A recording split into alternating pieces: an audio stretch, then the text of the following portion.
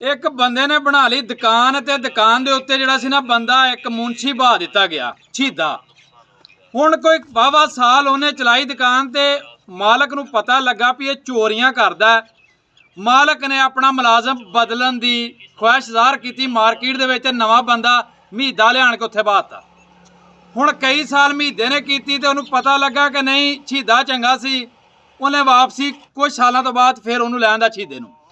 इसे तरह वो बंदा आंदा कई साल हो गए ने काम चलदियां, हुण मैं इस पोजीशन च आ गया भी कदी शहीदा वारी लै रहा तो कदी महीदा।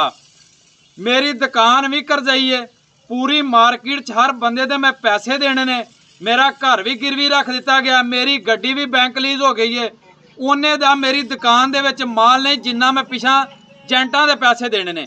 पर मेरी दुकान दे विच एक छोटा मुलाजम है, ਉਹਨੂੰ मैं बड़ी वारी अजमाया वे पैसे दे के हर तरीके नाल, वो पूरी ईमानदारी नाल ते हक साज दा काम करदा।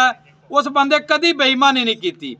मैं हुण चाहना उस बंदे नूं गले ते बहाना जिहड़ा छोटा मुलाजम सी, पर वो शहीदा ते महीदा उन्हां दे असर रसूख मार्केट च इन्ने हो गए ने कि कोई भी डीलर या एजेंट या मार्केट दा बंदा नहीं चाहता कि इन्हां नूं मैं ला के ते छोटे बंदे नूं पावां।